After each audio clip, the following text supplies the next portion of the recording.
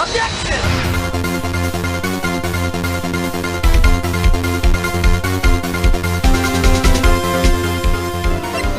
Wait, this person died at 4 p.m. You found the body at 1 p.m., you're sure?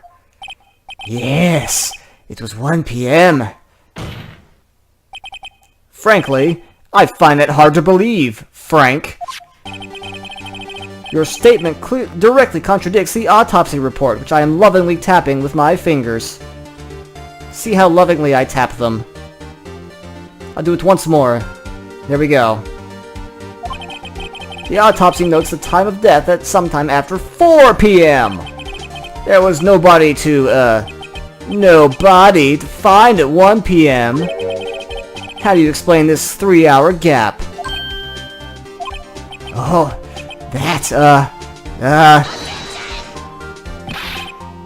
This is trivial. The witness merely forgot the time. After his testimony, I find that hard to believe. Mr. Solitz, why were you so certain you found the body at 1 p.m.? Gee, that's a good question. Great job, Wright. That's all you have to do. Lies beget more lies. See through one, their whole story falls apart. Wait, I remember. Would you care to give your testimony again? I don't know if I can do the voices. Oh my god, I want to so much. This is painful.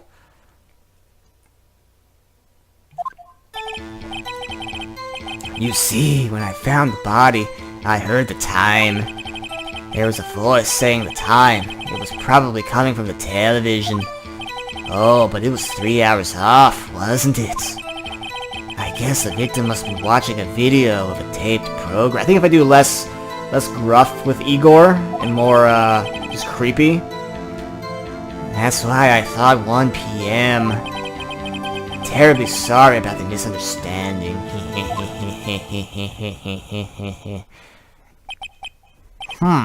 I see. You heard a voice saying the time on a taped program. Mr. Wright, you may cross-examine the witness. Right, you know what to do. I've got this one.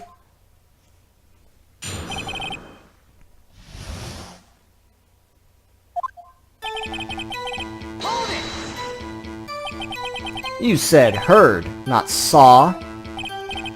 Yes, heard. All I saw was the body lying there. I didn't think to look at anything else. Not even my watch. Isn't that a little strange? So you're saying you heard something, but if you were so shocked by the body, you wouldn't hear anything at all! A witness did say he actually heard the time. It's ludicrous to suggest he wouldn't hear anything. I have to agree with the prosecution. Witness, continue your testimony.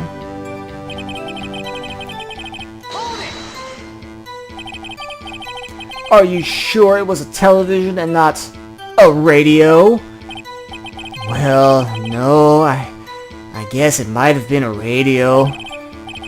Incidentally, there was no radio on the premises. There was only one large television. Right? I can't... So this is another... Something seems fishy. Something about hearing the television. The witness has testified he heard the time.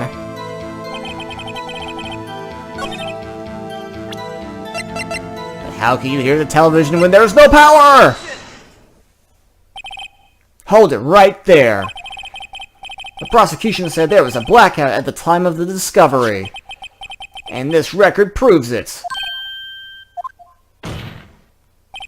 You couldn't have heard a television or a video.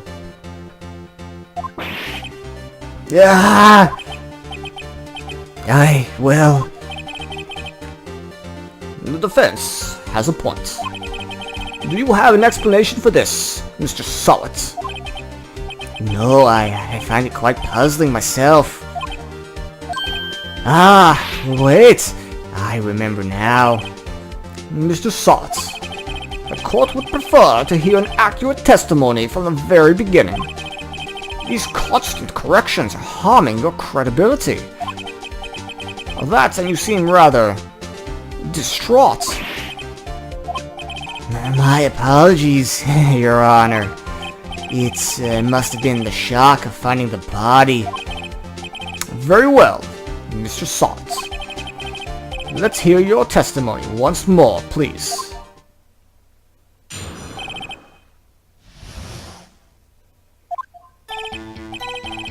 Actually, I didn't hear the time. I saw it. There was a table clock in the apartment, wasn't there? Yes, the murder weapon. The killer used it to hit the victim. That must have been what I saw. You saw a clock. I guess that would explain it. The defense may cross-examine. Gladly.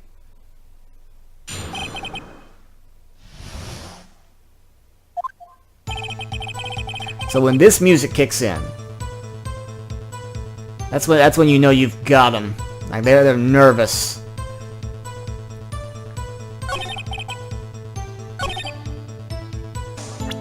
So for this one, it's not a clock at all. Wait just a moment. The murder weapon wasn't a clock, it was a statue. How is this supposed to be a clock? You with your objections and your evidence. Who do you think you are? Answer the question, Mr. Sawitz. Hey, I saw it there, okay? That's a clock.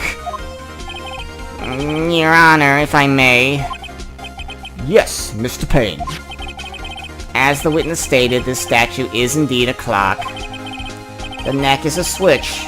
You tilt it and it says the time out loud. It doesn't look like a clock. I submitted it as a statue. My apologies. I see. So, the murder weapon was a table clock, after all.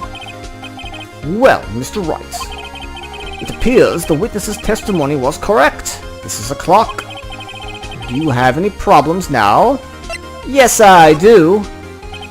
Your Honor, there is a gaping hole in the witness's testimony. The only way he could have known the weapon was a clock is to hold it in his hand. But the witness testified he never entered the apartment.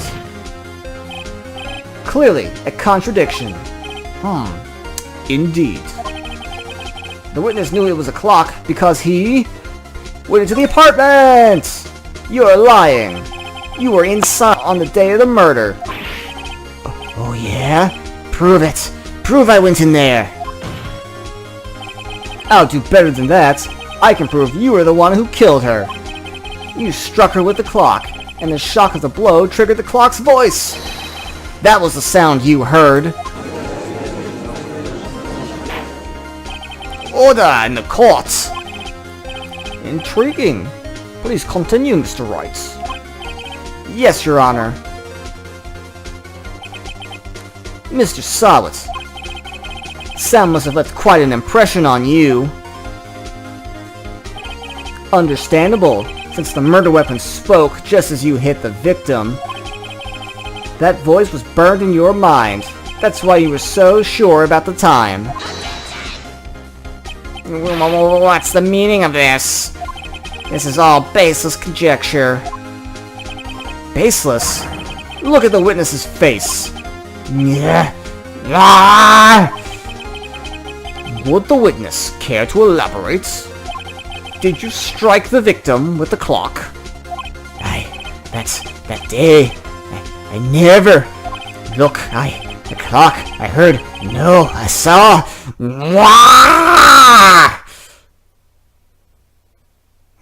I love that. Shut up, shut up, shut up! I hate you! It was him, I tell you. I saw him. He killed her, and he should burn. Burn! Give him death. Order! Order in the court, I say! Your Honor, a moment, please. There isn't a shred of evidence supporting the defense's claims.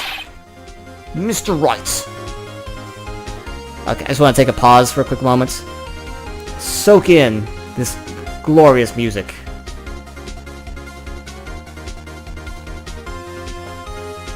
Also convenient so I can take a drink. Your Honor, you claim the sound the witness heard came from the clock. Do you have any evidence? The whole case is riding on this. I'd better think it through carefully. Your Honor, the sound Mr. Sawit heard was definitely this clock. A fact which is clear if you simply... use it! Let's sound the clock right now, here in court. Your Honor, may I have the clock? I ask the court to listen very carefully. Beep. I think it's 8:25. That certainly is a strange way to announce the time. Well, he is the thinker, after all. So, we've heard the clock. What are your conclusions, Mr. Wright?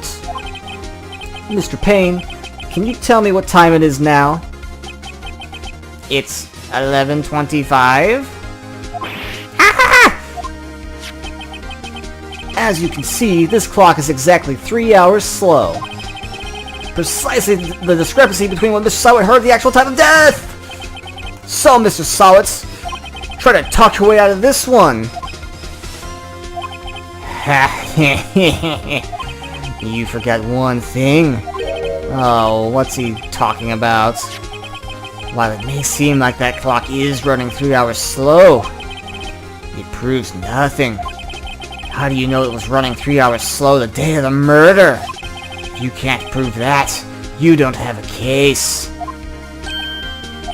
Oh, he's right. How am I going to prove that? Damn it! I was so close. Mr. Wright, it seems you lack the critical evidence to support your claim. Yes, Your Honor. This means I cannot let you indict the witness. Unfortunately. This ends the cross-examination of Mr. Frank Sawit. I come all the way down here from Transylvania to testify, and look what happens. You treat me like a criminal. A criminal! You lawyers are all slime! Grr, I almost had him. Sorry, Larry, I failed you. There's nothing I can do about it now. Not so fast, Mr. Sawit. Chief. Listen up, Wright. Don't throw this one away. Not like this. Think. But, Chief, it's over. I can't prove the clock was slow the day of the murder. Nobody can prove that. Well, yes. But that doesn't mean you still can't win. Try thinking outside the box. Don't waste time doubting the facts. Assume the clock was 3 hours slow and think through it. Ask yourself, why was the clock 3 hours slow? Figure out the reason and you'll have your proof. Right? Can you think of a reason as to why the clock would be 3 hours slow? Wait. Maybe I can prove it. You must have evidence somewhere that can prove it, Wright. Find it and let them have it. Well, Mr. Wright, you say the clock was already running slow the day of the murder. Have you found evidence to support this claim? Of course. There is a piece of evidence in the court record that can prove my claim beyond a doubt. Tough words. Let's see you pull this one off. Let's see this evidence that proves why the clock was running slow. Because it's not running slow at all! The victim had just returned home from abroad the day before the murder. As we all know, the time difference between here and Paris is 9 hours. When it's 4 p.m. here, it's 1 a.m. over there! The clock wasn't 3 hours slow, it was 9 hours fast! The victim hadn't reset her clock since returning home! That's why the time you heard when you struck her dead in her apartment was wrong. I will slam my desk, because that's how right I am. Proof enough for you, Mr. Sawit? Or should I say, Mr. Did It? That was a relatively tame freak out. Some of these later characters, they have insanely cartoonish, over-the-top freakouts. His was pretty mild by comparison. What did I say? Well, this case has certainly turned out differently than we all expected. Mr. Payne, your witness. He was arrested and has been taken away, Your Honor. Very well. Mr. Wright. Yes, Your Honor. I have to say, I'm impressed. I don't think I've ever seen someone complete a defense so quickly. And find the true culprit at the same time. Thank you, Your Honor. At this point, this is only a formality, but this court finds the defendant, Mr. Larry Butts, not guilty. Who released confetti in my courtroom? And with that, this court is adjourned.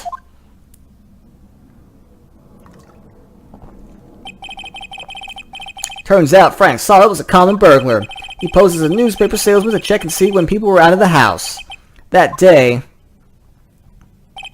when Larry went to her apartment, the victim wasn't home. After he left, Mr. Solid let himself in to do his dirty work. While he was searching her place, the victim returned! Flustered, he grabbed the nearest blunt object he could find.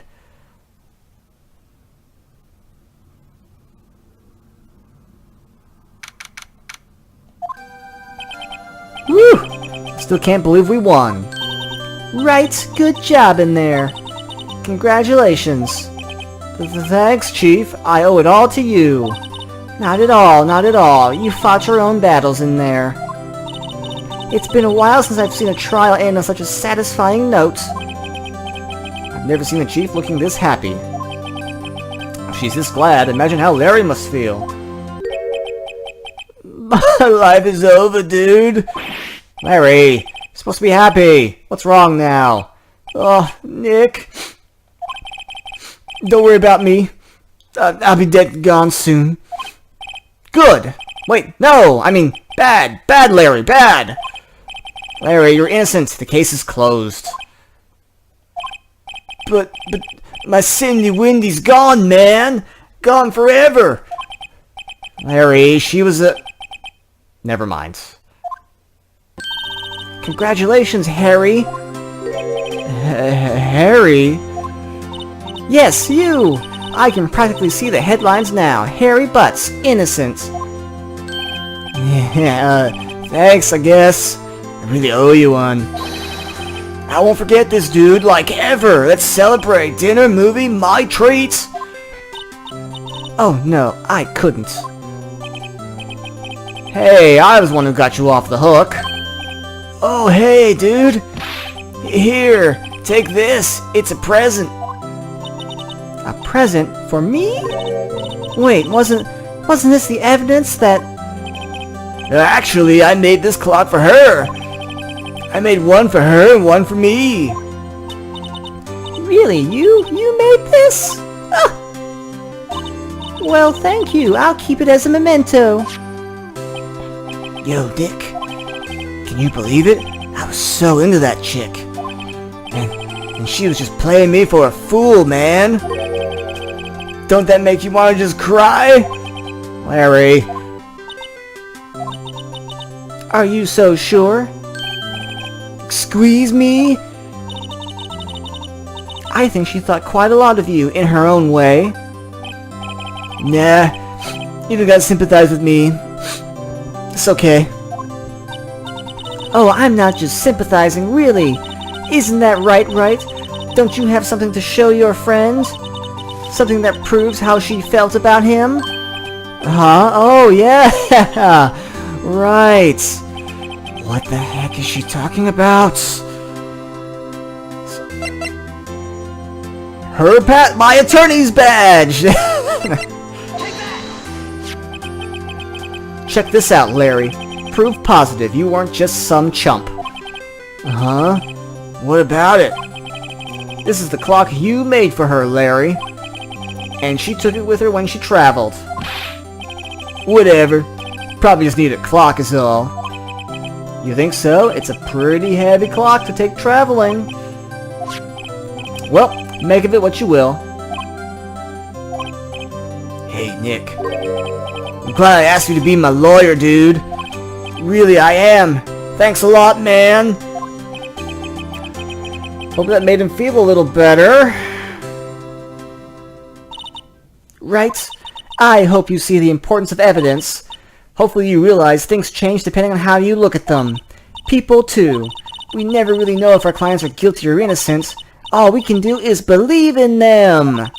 And in order to believe in them, you have to believe in you. Right? Listen, learn, grow strong. Never let go of what you believe in. Never. Well, I think our work here is done. Shall we be off? Yeah, I guess so. Say, how about dinner? On me. We'll drink a toast to innocent butts. Yeah, to innocent butts! Oh, speaking of Harry, you were saying part of why you became a lawyer was because of him. Yeah, partly. You'll have to tell me more about it sometime, maybe over drinks. And so my first trial came to a close. Larry slapped me on the back and said, "Gee, Nick, it's good to have such good friends, man." But I'm pretty sure he's not going to pay us. Unless you count the clock he gave Mia.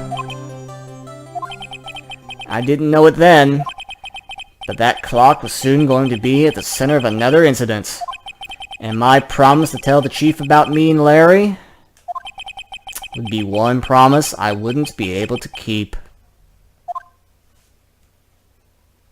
The end.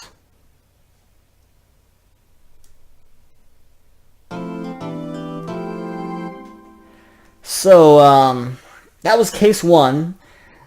No cases are this short in the rest of the game. They're easily at least 3 times longer.